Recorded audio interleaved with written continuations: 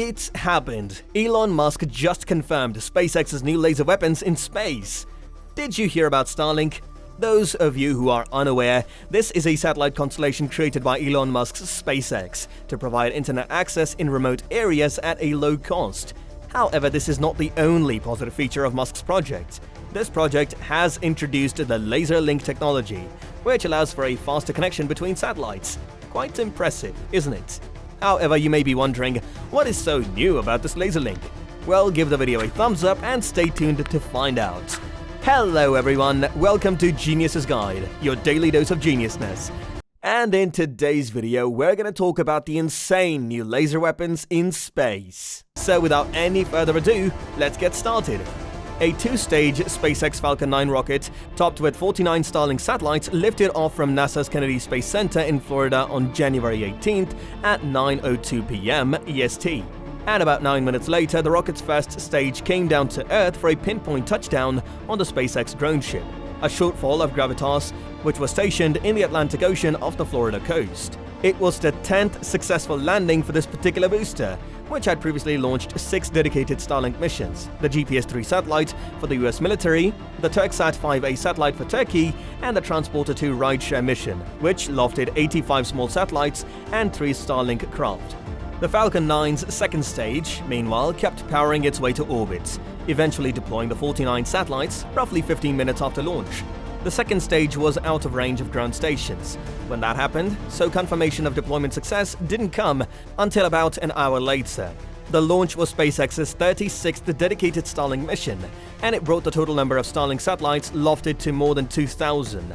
All of those spacecraft have been launched since May 2019, except for 2 prototypes known as Tintin A and Tintin B, which lifted off in February 2018. Most of the Starlink satellites are alive and well. Musk tweeted on January 15th that 1,469 Starlink satellites active, 272 moving to operational orbits, laser links activate soon.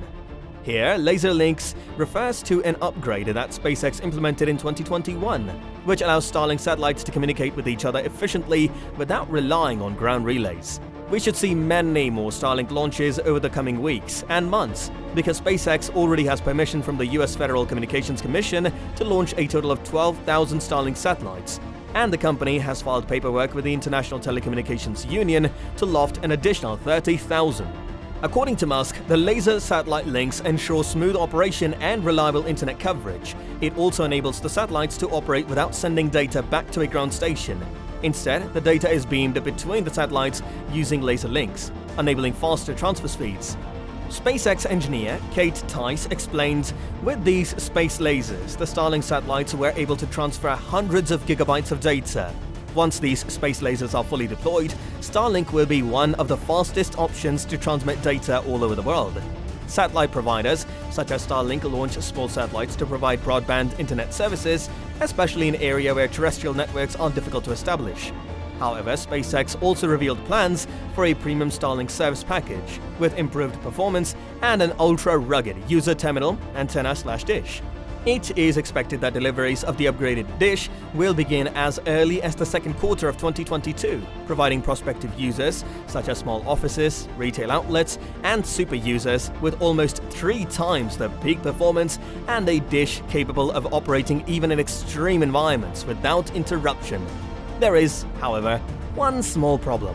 As stated on SpaceX's order page, the larger and rectangular Starlink premium dish will cost $2,500 and will require a $500 deposit, and will cost $500 per month, 5 times more expensive than regular Starlink service by any measure. And in exchange for the 500% upcharge, SpaceX promises users a latency of 20 to 40 milliseconds and the speeds of 150 to 500 megabits per second. Whereas the standard Starlink dish costs $500 upfront and $99 per month for the same latency and speeds of 100 to 200 megabits per second. For instance, a worst-case scenario for Starlink premium users is that they could pay 500% more for speeds that are actually 33% slower than the best experience SpaceX promises regular Starlink users. Even in the best-case scenario, premium users would be expected to pay the same amount for 5 times the performance promised by regular Starlink service. Obviously, it is just a pessimistic view of the situation, but still, considering that basic Starlink users sometimes report speeds of 300 plus megabits per second, it is possible that some Starlink premium users may actually experience speeds closer to a gigabit per second, 1 Gbps. In the opinion of the largest community of active Starlink users, it's not entirely clear if SpaceX's internet service has reached the point where it's reliable enough for businesses to depend on, let alone individual or residential users. However, SpaceX does promise that premium users will receive priority support 24 hours a day, 7 days a week, which could greatly improve the viability of the service for businesses seriously considering it.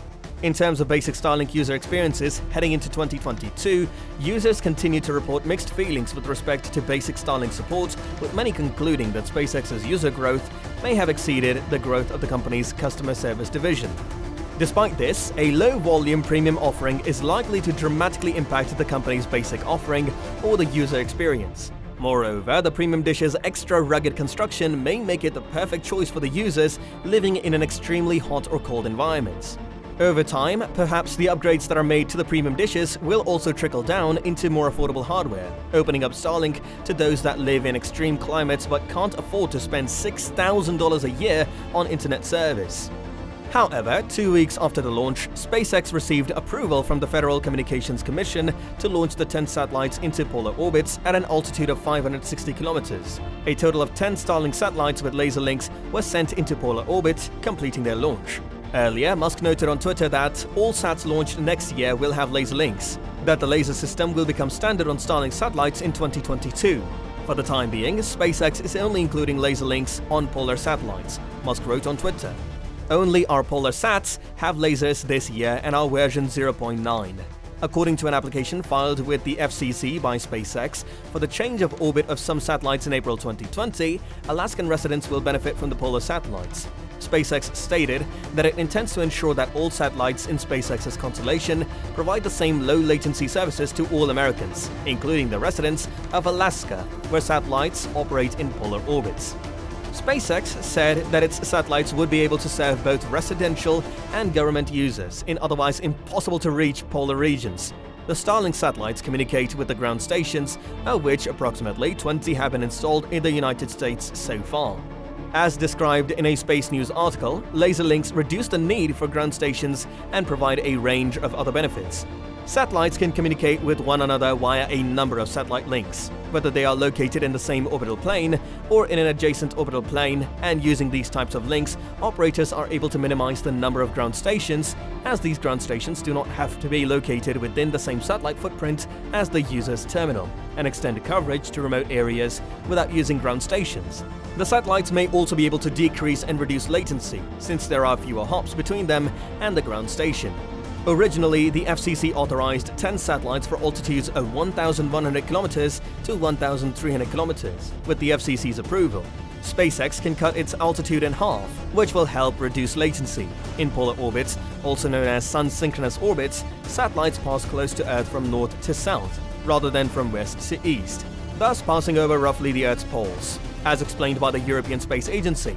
Way back during an interview with Oz senior space editor Eric Berger in December, SpaceX president Gwynne Shotwell said the company's most significant accomplishments in 2020 will be laser communications in space.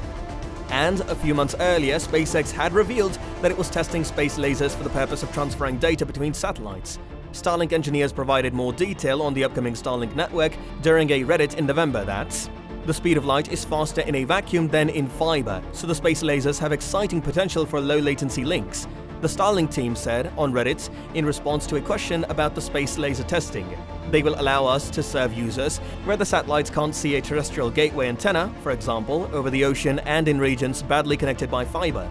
However, lasers will not be a major part of Starlink anytime soon, the engineering team wrote. We did have an exciting flight test earlier this year with prototype space lasers on 2 Starlink satellites that managed to transmit gigabytes of data.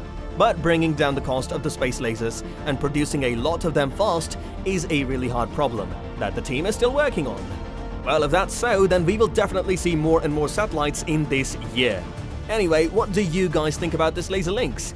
Let us know in the comments below, and make sure to hit the like button and subscribe for us to provide you with more must-know developments in finance and technology. We'll see you soon. Peace.